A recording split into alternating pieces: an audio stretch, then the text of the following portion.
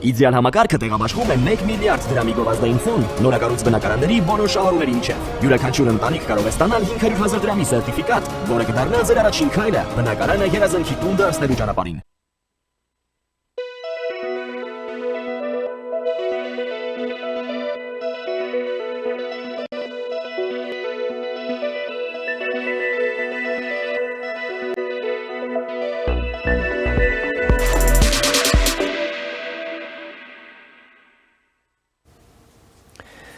Ողջույն հարգարժան տիկնայք եւ պարոնայք, առաջին լրատվականի եթերում Կիրակնորյա լրատվական վերլուծականն է, ես Ռուբեն Մեհրաբյանն եմ։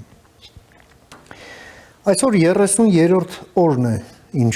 Իրանի դեմ ընթանում է պատերազմ, դատելով բաց աղբյուրներից եկած տեղեկատվությունից, ըստ ամենայնի նախապատրաստվում է ցամաքային օպերացիա։ Ինչ մասշտաբային կլինի, որևէ պարզություն չկա այդտեղ, բայց առավել հավանական, դատելով աշխարհագրությունից եւ մաթեմատիկայից, ինչը պատերազմների հիմքն են, ըստ ամենայնի թիրախավորված են կղզիները, որոնք պատկանում են Իրանին եւ գտնվում են Պարսից ծոցում։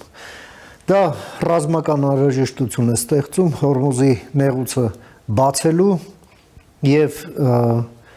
այդտեղ նավարկությունը վերականգնելու համար, ինչն էլ պետք է ազդի ըստ ամենայնի բարենպաստ ձևով նավթային գների վրա։ Նաեւ պարարտանյութերի համաշխարհային շուկայում կա ճգնաժամ։ Այս ամենը մեծ բարդություններ է ստեղծում ընդհանրապես 8 միլիարդ բնակչության համար ամբողջ աշխարհին։ Փորձենք գնահատել ընթացիկ պահը եւ հասկանանք ինչ է դա այդ ֆոնին տեղի ունենում Հայաստանում։ Այսօր Հայաստանի վարչապետը մի հերթական շրջայց էր կազմակերպել մայրաքաղաքով, մտել էր եկեղեցի, իսկ այսօր ծաղկազարդն է, որի կապակցությամբ շնորհավորում եմ ձեզ բոլորիդ։ Մեկ շաբաթ է մնում մինչև Սուրբ Զատիկը եւ ահա Սուրբ Աննա եկեղեցում քաղաքի կենտրոնում նրա վրա մի ինչ-որ անհասկանալի ծագման մի տիպաժ փորձում է ուղղակի ձեռքով հարվածել։ Այս ամենը նաեւ սա նախորդող եթերները տարբեր ալիքներով կամ տարբեր հարթակներից եւ իրադարձությունները խոսում են մի բանի մասին, որ շատ հստակ արշավ է տարվում, որպեսզի այս նախընտրական մթնոլորտում նորմալիզացվի նախ ատելության խոսքը, բռնության քարոզը եւ բռնությունն ինքնին։ Դա դառնա նորմալ, որովհետեւ ապակայունացումը շատ հստակ է, թե ում շահերից է բխում, նրանց ովքեր այսպես ձեռները քոր է գալիս Հայաստանին եւս մեկ անգամ փրկելու համար։ Փորձենք այս ամենը հասկանալ եւ այդ նպատակով ես մի հարգարժան հյուր եմ հրավիրել մեր տաղավարում, սիրով ուզում եմ ներկայացնել, մեր հյուրն է կոնֆլիկտաբան եւ արևելագետ Ալիք մեդիայի հիմնադիր Արսեն Խառատյանը։ Բարև ձեզ, պարոն Խառատյան, շնորհակալ եմ հրավերս ընդունելու համար, ուրախ եմ ձեզ նորից տեսնել։ Բարև ձեզ, ես եմ շնորհակալ փոխադարձաբար։ Շնորհակալ եմ։ Պարոն Խառատյան, սկսենք Իրանից, այսօր կարելի է համարել, որ 1 ամիս է անցել, ի սկզբանե, երբ պատերազմը սկսեց, դա փետրվարի 28-ն էր, ռազմական փորձագետները բաց աղբյուրներով իրենց այսպես կանխատեսումն էին հայտնում, ամենայն դեպս են առավել վստահելի, որ սկսված օպերացիան տևելու է մոտավորապես 4-ից 6 շաբաթ։ 2 օր առաջ էր իսրայելական ռազմական փորձագետներն էին եթերից հայտարարում, որ առաջիկա շաբաթն է լինելու վճռորոշ եւ որ ցամաքային օպերացիան ըստ ամենայնի անխուսափելի է եւ կղզիները այստեղ հենց ամենաառաջին թիրախն են։ Իսկ 3 եղել է Թեհրանի ամենամասշտաբային ռմբակոծությունը ողջ պատերազմի ընթացքում տեսանյութեր էլ կան, երբ նաև տեքստային ինֆորմացիա նման գնահատականը։ Ձեր պահի գնահատականը համեցեք։ Այո, մեկ ամիսն է լրանում, ինչ այս ամերիկա-իսրայելական հարձակումը Իրանի դեմ սկսվել է։ Ծոցի երկրների հետ տևական ժամանակ տեսնում ենք, թե ինչ է կատարվում։ Իրանը իր դեմ հարձակմանն ի պատասխան առավելապես թիրախավորում էր հենց ծոցի երկրները եւ շարունակում է թիրախավորել։ Սա երկու խնդիր է լուծում Իրանի համար։ Մեկն այն է, որ ինքը սրանով ցույց է տալիս, որ միայն ամերիկյան բազա ունենալով անվտանգություն չունեք եւ այն ներդրումային միջավայրը, որ ձևավորվել էր դեռևս Քուվեյթի պատերազմից հետո, հիմա կարծես թե պիտի վերանայվի։ Եվ երկրորդը մուսուլմանական աշխարհում պաղեստինական հարցի հիմքով Իրանի դերի ավելացումն է եւ դա է պատճառներից մեկը, որ օրինակ ծոցի երկրները նաեւ շատ շարունակում են այնուամենայնիվ եւ մուսուլմանական այլ հարևան երկրները շարունակում են ավելի բալանսավորված նույնիսկ արձագանքել նրան ինչ տեղի է։ Զգուշավոր բալանսավորված։ Հորմուզից ոչ հեռու կա 3 կղզի, որոնք վիճելի են համարվում։ Իրանի համար դրանք վիճելի չեն համարվում։ Ավելի մոտ են էմիրությունների Ավելին ասեմ ձեզ, այստեղ նաեւ քաղաքական տոպոնիմիկան, այսինքն տեղանունների հարց կա։ Մենք գիտենք, որ Պարսից ծոց ենք անվանում դա, արաբական ծոց են անվանում արաբները, եւ այստեղ կախված նրանից, թե այլ խաղացողները ինչ ձևակերպում են իրականացնում, օգտագործում, ըստ այդմ էլ հարաբերություններ է լարվում։ 2 տարի առաջ Լավրովը այս հատվածի կղզիների հարցում Իրանի տարածքային ամբողջականությունը կասկածի տակ դնող հայտարարություններ արել, հետո երկար ներողություն էին խնդրում եւ հայտարարում էին, որ իրենք ճանաչում են Իրանի տարածքային ամբողջականությունը։ Մի քիչ կոնտեքստ տանք նրա, թե ինչի մասին է խոսքը, ավելին ասեմ, ինչպես էլ ուզենք խոսել, այս ամենը վերադասավորումները եղել են տասնամյա Իրան-Իրաք պատերազմի ընթացքում նաև շատ լարված եւ եթե պիտի հետ նայելու լինենք, վերջին 4 տասնամյակի համար պիտի խոսենք, եթե ոչ ավելին, որ հասկանանք, թե քաղաքական աշխարհագրությունը այս տարածաշրջանի ոնց է հասել նրան, ինչին հասել է։ Հիմա կան կղզիների հետ կապված թերևս գործողություն կլինի չի լինի ժամանակը ցույց կտա ամենայն հավանականությամբ մենք ականատես ենք լինելու այդպես տեղային ինչ որ մի բանի խնդիր ունի Միացյալ Նահանգներն այնուամենայնիվ ինչ որ կերպ երեսը փրկելով հաղթանակ տոնել, այսպես է, որպեսզի դադարի այս պատերազմը, այլ տարբերակ չկա, հա Թրամփը պիտի կարողանա վերջապես ասել ինչպես հաղթեց ինքը եւ իհարկե Իրանի համար տարածքային ամբողջականությունը պահպանել եւ այս պատերազմում չպարտվելը կարող ենք համարել հաղթանակ, եթե կուզեք։ Այո։ Ռմբակոծությունների մասշտաբները, թե ինչ է ոչնչացվել այս ընթացքում, ինչպիսի ռազմավարական օբյեկտներ են շարքից դուրս եկել, դժվար է պատկերացնել, այս պահին, ինչպես ճիշտ նշեցիք, բացախբյուրներով միայն կարող ենք ընդհանուր դատողություններ կառուցել, բայց ընդհանուր առմամբ ակնհայտ է, որ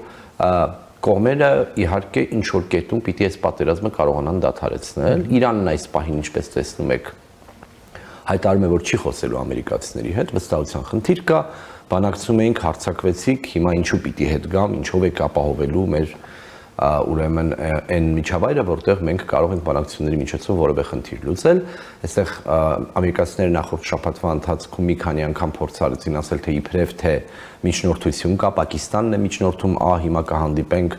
կլինի, Իրանը ամեն անգամ հայտարարում էր, որ մենք չենք խոսում։ Մենք այս պահին ամերիկացիների հետ կրկին հարցերի մեջ չենք մտնելու։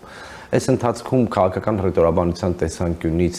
պահանջներն էլ ավելի մաքսիմալիստական են դառնում, միայն Իրանին չի վերաբերում, Իսրայելը պնդում է, որ Հեզբոլլահը պիտի ամբողջությամբ զինաթափվի եւ շարունակում են հարձակումները Լիբանանի վրա, ուրեմն պիտի հասկանանք, որ այստեղ միայն Իրանը չի թիրախում, հա, այսինքն իրանական կամ շիական ազդեցության տակ գտնվող զինյալ կամ քաղաքական խմբավորումները Իսրայելի անմիջական հարևանությամբ եւ ոչ միայն թիրախներում են հայտնվել, ոչ միայնն էլ Եմենը նկատում։ Ինչ խոսք, այո, հութիները, այո, հութիները, որոնք էլ դեռևս ակտիվ ռազմական գործողությունների մեջ չեն մտնում, բայց պարզ է, որ սա կարող է լինել։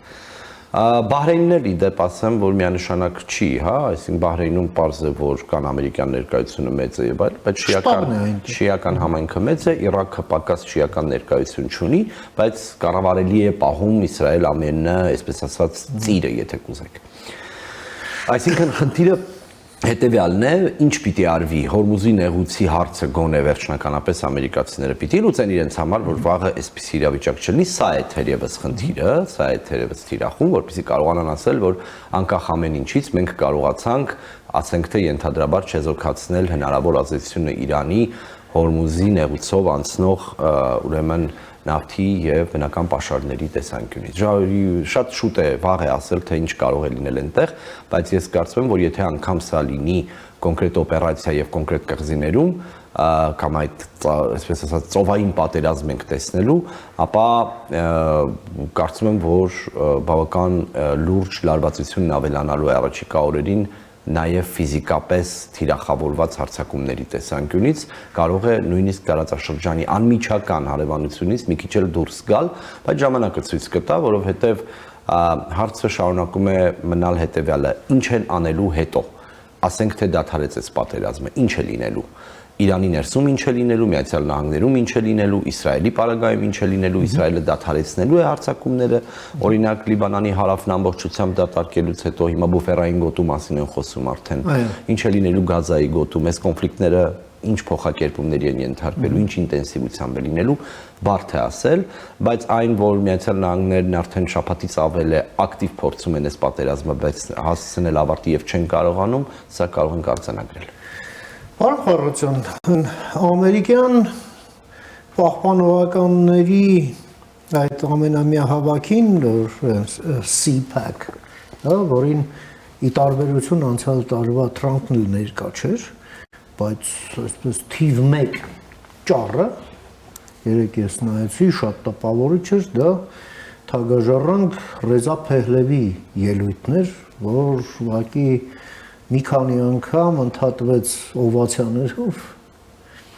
եւ նա ինչ էր ասում էր պատերազմը այո շուտով կդադարի, շնորհակալություն էր հայտնում ամերիկյան բանակին, ասելով որ դա այլևս թույլ կտա որ իրանցիները թաքստոցներից, ապաստարաններից արդեն դուրս գան եւ փոխեն ռեժիմը Այսինքն ընկալումն այն է, որ ասում եք պարչի ինչ է լինելու հետո, հա, կա վարկած, որ այդ հետոն այդպես է լինելու, այսինքն եթե ռմբակոծությունները դադարեն, գուցե դա արվի, որում այդ մասին էլ են խոսում, հումանիտար պաուզայի ձևով հայտարարվի, հա, որն էլ ըստ ամենայնի ազդակ դառնա, մարդիկ դուրս գան Արդեն եւ անեն, ինչպես Փեհլևին է ասում, իրենց անելիքը, հա? Դուք ո՞նց եք նայում նման հեռանկարի։ Եթե ուշադիր ենք եղել, շահի թագաժառանգը կամ ներկայիս Իրանի ուրեմն հնարավոր պոտենցիալ իշխանություն փոխողը 2-3 տարի ավել արդեն գերակտիվ կերպով է խոսում, բայց ինքը նոր չի, գիտեք, որ Միացյալ Նահանգներում է ապրում, ինքը նաև Իսրայելի հետ է ուղիղ խոսում։ Ինձ մոտ ի սկզբանե տպավորությունն այն էր, որ այնուամենայնիվ Թրամփը եւ Սպիտակ տունը շատ չէր խրախուսում իր կերպարը, ամեն անգամ զերծ էր մնում կոմենտ անելուց, թե արդյոք այդպես են նախատեսում, բայց ինքն իր ակտիվությունն ապահովում էր, վստահ եմ, որ բոլորի համար պարզ է, որ սա մի սցենար է, որ կարող է տեղի ունենալ, մենք չենք մոռանում նույն տրամաբանությամբ 1953 թվականը, երբ Մոսադեղին հեռացրին եւ վերեցին շահին այն ժամանակ եւ դա բրիտանո-ամերիկյան էր։ Հիմա նույն սցենարը գուցե կարող ենք ենթադրել, բայց շատ դժվար է պատկերացնել, թե այդ մի անձը կարողանալու է կայունություն բերել Իրանում, եթե անգամ այնտեղ ինչ որ բռնությամբ կամ ինչ որ ներքին հուզումների կամ բողոքի հանրահավաքների արդյունքում իշխանապողություն տեղի ունենա։ Ակնհայտ է, որ պետք է լինելու ինչ որ մեկը, ինքն էլ իրեն ներկայացրել է որպես անցումային կերպար ժողովրդավարություն բերելու համար։ Կներեք, նաև իր ելույթում երեկվա ասաց, որ ես արդեն կոալիցիա եմ ստեղծել բաղկացած թե հանրապետականներից, թե միապետականներից, տղամարդիկ, կանայք, բազմակրոն, բազմադավան, բազմազգ եւ բոլորը աշխատում են միայն Իրանի համար։ Սա է։ ինչը բնական է, իսկ ինչ պիտի ասել, հո չէր ասելու, ես արևմուտքի տեխնացուն եմ։ Ինքն ասելու է, ես ներքին տարածքում ունեմ կոնսոլիդացիա եւ ժողովուրդը պատրաստ է, ուրեմն պետք է ենթադրել, որ ինչ որ սցենար գծած է։ Սա ակնհայտ է։ Բայց քանի որ իրերի դրությունը եւ հարաբերությունների ներքին հատվածին վատ ենք տիրապետում, իրանագետներն անգամ շատ զգուշավոր են խոսում հնարավոր այլ փոփոխությունների մասին։ Մի կողմ դնենք, որ այս ամեն ինչն իհարկե վաղուց հասունացած է Իրանի ներսում, որովհետև կրոնապետությունը Իրանի նման երկրի պարագայում իսկապես արդեն շատ խնդիրներ է առաջացրել եւ մարդիկ հոգնել են։ Սա պարզ է, ակնհայտ է, բայց ինչպիսին պիտի լինի այս փոխակերպումը եւ ինչպես է հնարավոր լինելու անել դա առանց էլ ավելի մեծ մետաստազների, այսինքն օրինակ ինչ որ անջատողական շարժումների կամ երկրի ներսում տարածքային ամբողջականությունը պահպանել ապահովելու խնդրում ինչ են արնելու այն ուժային կառույցների հետ մենք չենք մոռանում որ 46 տարի է 47 տարի արդեն այնուամենայնիվ որոշակի կոնկրետ անվտանգային համակարգ է ձևավորվել եւ տեսնում ենք որ այդ համակարգը առանց անհատների կարողանում է աշխատել հա այսինքն ես շատ դժվար եմ այնուամենայնիվ պատկերացնում որ այդպես հեշտ հնարավոր է լինելու անցումային փուլ ունենալ կրկնեմ հատկապես հաշվի առնելով այն խորությունը, որ Իրանի խորքային պետությունը անվտանգային մարմինների, կառույցների եւ ինստիտուտների միջոցով ձևավորել է։ Դա կլինի բանակը, դա կլինի հատուկ ծառայությունների հատվածը, դա կլինի պետական կառույցների այն մասը, որոնք որ բարոյական ոստիկանության գործառույթներ են իրականացրել, կրոնական ուրեմն ոստիկանությունը եւ այլն, այսինքն որքան էլ հնչեղ լինեն ելույթները դրսից, այնուամենայնիվ այս ամենը պետք է հնարավորություն ունենալ իրացնել, իսկ այնպես չի, թե Իրանի ներսում նույնիսկ ընդդիմադիրների մեծ մասը շահին է սպասում, դժվար է ասել, ես կրկնեմ, զգուշավորությամբ կմոտենայի նրան, թե ինչ կարող է տեղի ունենալ երբ պատերազմը կդադարի,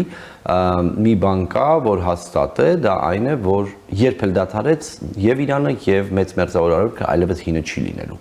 Այսինքն վերքերը շատ են, փոփոխություններ պիտի լինեն եւ թե ինչպես դրանք կլինեն դժվար է նկարագրել այս պահին, կրկնեմ, օրինակ ինչ է լինելու ծոցի երկրների ներդրումների հետ։ Տուրիզմը զարգանալու է, թե առավելապես կենտրոնանալու են օրինակ ռեսուրսների վաճառքով տնտեսություն զարգացնելու վրա։ Մենք գիտենք, որ այնուամենայնիվ հսկայածավալ պարտքերով է այս ամենը կուտակվել եւ խոշոր ներդրումները մեր երկրից սկսած ամեն տեղից կա այնտեղ, գիտեինք նաեւ, որ օրինակ ուկրաինական պատերազմի սկզբից ռուսական հսկայական կապիտալ է գնացել հենց Էմիրություններ եւ Կատար, դրանց մի մեծ մասը հիմա վերա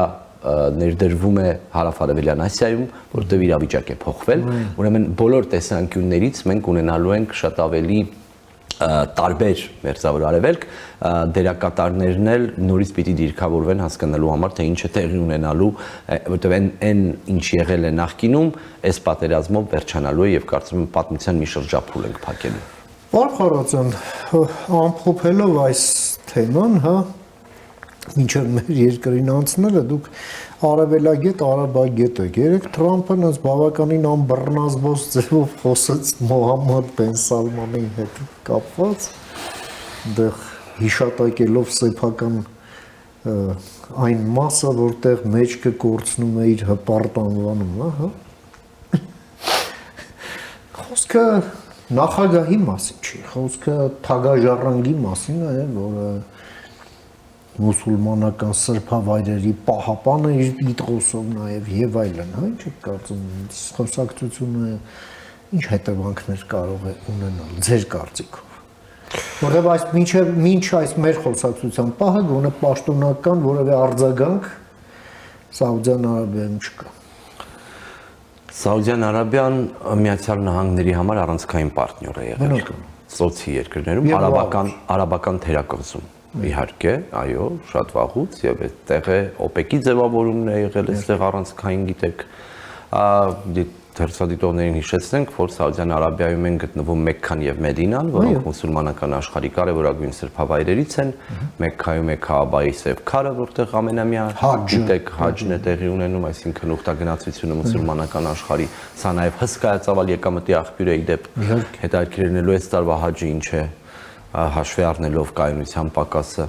այս ամենը դեռևս տեսանելի չի, բայց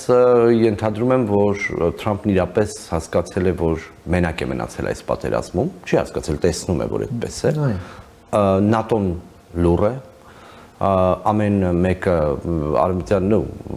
ամեն մեկը մի ձևով կարող փորձում է զերծ մնալ սրա մեջ ներգրավվելուց եւ ինքն Իսրայելի հետ է մնացել, այսինքն ինքն Նեթանյահուն է։ Տեղ ունի նաև ներքին խնդիր, նույն իր ամենաուժեղ քաղաքական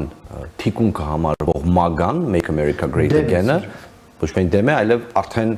խոսում են մասին, որ եթե այսպես շարունակվի, իրենց աջակցությունը էապես նվազելու է անձամբ Թրամփի համար վատերի։ Եվ 3-8 միլիոն մարդ դուրս է եկել ցույցի Ամերիկա։ Հիմա հասկանում ենք, որ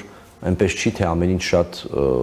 լավ է Միացյալ Նահանգների ներքաղաքական կյանքում, հատկապես աշնանն ընդառաջ ընտրություններից առաջ է իրավիճակը լարվում, բենզինի գներն են աճել համարյա 30%-ով երկրում եւ անխուսափելիորեն ինֆլյացիան էլ հետը տնտեսական փոփոխությունները այնպես չի, թե իր օգտին է լինելու։ Բայց այո, արվում է հետեւյալը եւ դու բրուտոց, հա, այսինքն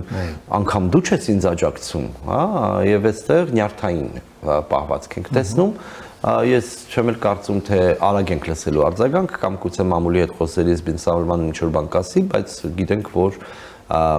Սաուդյան Արաբիան այս տարածաշրջանի փոքր կամ փոքր էլ չասենք մասշտաբով ամենալուրջ իմպերիան լինելով, եթե կուզեք, մուսուլմանական աշխարհի կարևոր օջախ լինելով, շատ լավ հասկանում է, որ Իրանը խաղալիք չէ եւ հերահար իմաստով չի ցանկանում, որպեսզի ել ավելի լուրջ խնդիրներ ստեղծվեն, այսինքն կոալիցիայի մեջ չի մտնելու Միացյալ Նահանգների հետ այս պատերազմում, դե Թրամփն էլ նյարդային կերպով արձագանքում է, ասում է, եթե չես աջակցում, ուրեմն առանց դա ասելու դավաճանում ես մեզ, մեր գործընկերությանը։ Մանավանդ մամուլում էլ տեղեկություն կար, որ մինչև պատերազմը գլխավոր ոգեշնչողներից հենց Մոհամմադ Բեն Սալմանն էր։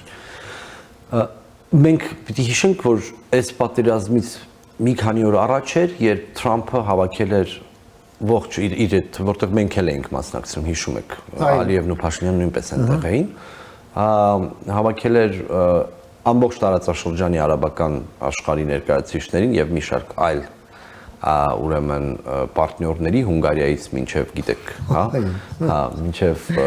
Միություններ եւ այլն, եւ սա այս գազայի ֆոնդի համար էր, բայց իրականում կոնսոլիդացիա էր եւ ցուցադրություններ նրա, որ բոլորը մեզ հետ են, պարզվեց, որ այդ երկրների ղեկավարները կգնան քաղցրախոս, ես շատ լավ գիտեմ, թե ինչ գեղեցկությամբ կարելի է երկար եւ իրանցիները եւ արաբները կարող են երկար խոսել շատ լավ բառերի մասին, բայց շատ բան տեղի չի ունենում դրանից հետո, այո, այսինքն պոեզիան 7-8-րդ դարի արաբական գրականությունը եւ պարսկական գրականությունն այնուամենայնիվ իրենց հետքը թողել են նաեւ այսօր եւ այնինչ խոսվում է ժպիտով եւ աջակցությունը տրվում կարող է ճիշտ հակառակը տեղի ունենալ, ուստի կարծում եմ, որ Թրամփի համար շատ խորը խնդիրներ կարող են առաջանալ, եթե այդ վիզուալ բոլորին հավաքելու միջոցով է փորձարվելու ինչ-որ հարցեր լուծել։ Դու կարող ես աշխարհի հետ խոսել այդպես,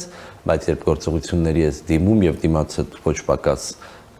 պատրաստված կազմակերպված խմբեր են, իսկ այստեղ մենք տեսնում ենք նախորդին Լավրովը հարցազրույց է տալիս ֆրանսիացիներին հենց այս մասին խոսելով, Ռուսաստանը ոչ միայն չի թաքցնում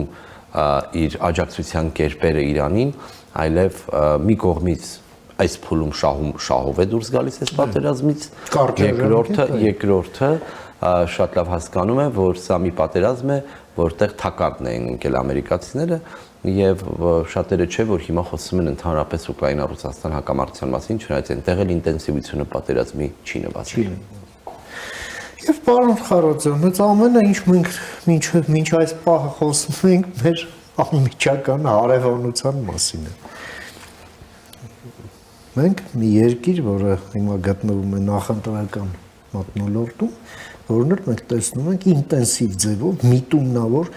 թունավորվում է առանձին գործիչների կողմից, որոնք հստակ բարձ են ով ինչ է, նույն Ռոբերտ Քոչարյանի կողմից, իր կողմնակիցների, իր կողմից ոգեշնչվածների, մենք տեսնում ենք շատ հստակ տրենդ, նույնը ինչ մինչև 99 թվականը, երբ Նայիրի Հունանյաններ էին բուծում նույն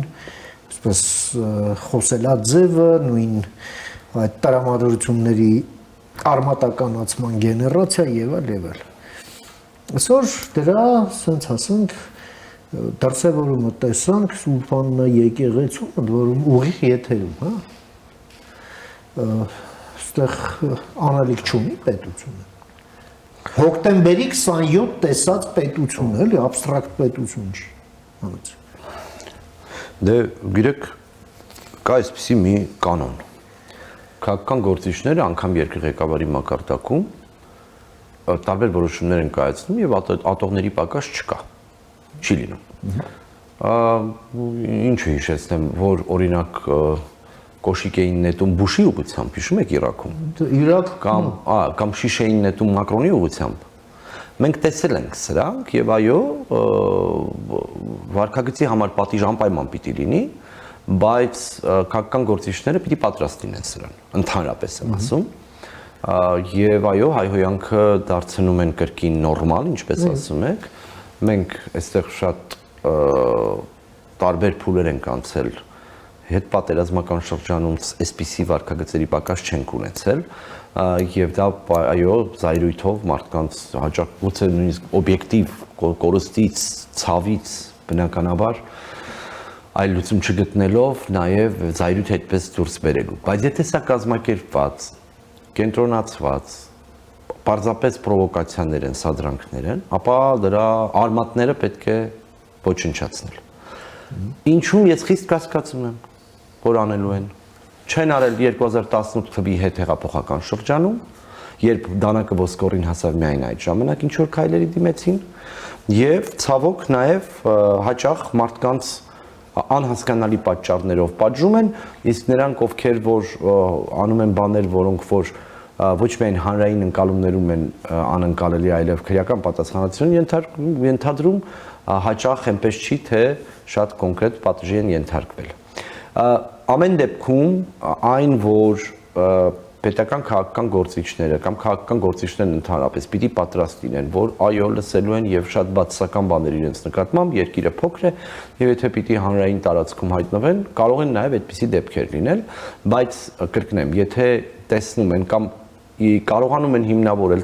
բացատրելի դարձնել, որ սա ինչ որ մի կետից կազմակերպված, կոորդինացված հարձակումներ են, ապա դա պետք է իհարկե բացառել եւ պատասխանատվության ենթարկելու ճանապարհով։ Այլ հարց է նաեւ, որ այս խոսույթը միայն ընդդիմությունը չի որ բերել է, սա էլ պիտի ասենք, հա։ Այնպես չի, թե գործող քաղաքական մեծամասնությունը այսպես ամեն օր միայն ոսկեղենիկ հայերենով է մեզ հետ շփվում։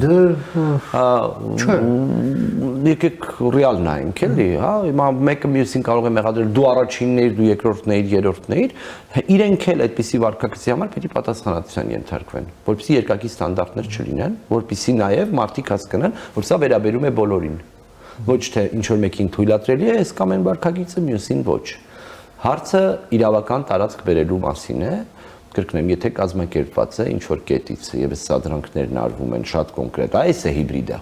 Այն որ անընդհատ խոսում ենք այն մասին, որ հիբրիդային է, այս է, հենց հիբրիդայինը սա է, բա ինչ ենք ակնկալում, այո, կազմակերպված խմբեր են լինելու, որոնք պրովոկացիաներ են անելու։ Այստեղ նորություն չկա, այս մեթոդի մեջ էլ նորություն չկա,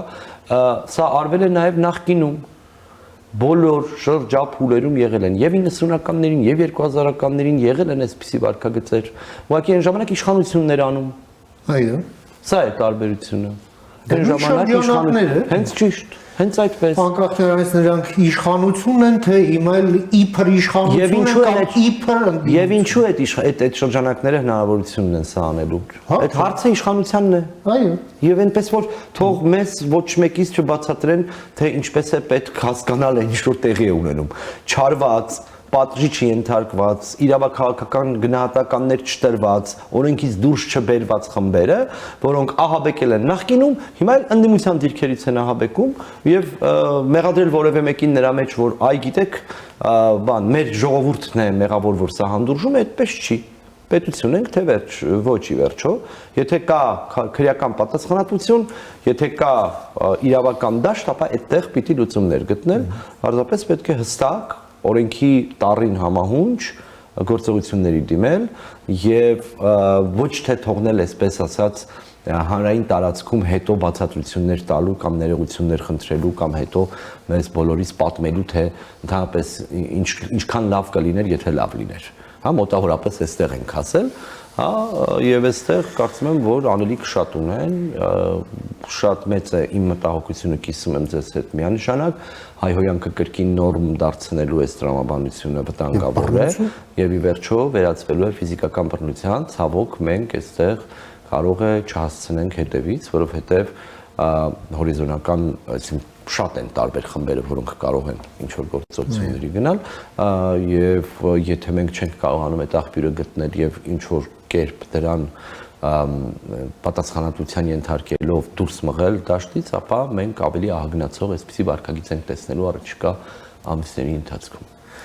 Շնորհակալ եմ, պարոն Խառատյան, ձեր այդ շատ կարևոր դիտարկումների եւ գնահատականների համար, որ ներկայացրեցիք մեր հեռուստադիտողին, հետևենք դեպքերի ընթացքին, նաեւ ձեր օգնությամբ, մինչ նոր հանդիպում եւ ամենայն բարիք։ Ես եմ շնորհակալ։ Մենք զրուցեցինք մեր գործընկեր, արևելագետ եւ կոնֆլիկտաբան Ալիք մեդիայի հիմնադիր Արսեն Խառատյանի հետ, լսեցինք իր դիտարկումները կապված Իրանի շուրջ զարգացումների, ինչպես նաեւ մեզ մոտ որոշ հորրի երևույթների, որոնք ուղեկցում են ներքաղաքական process-ը։ Կարճ դադարից հետո կվերադառնանք, մնացեք առաջին լրատվականի հետ։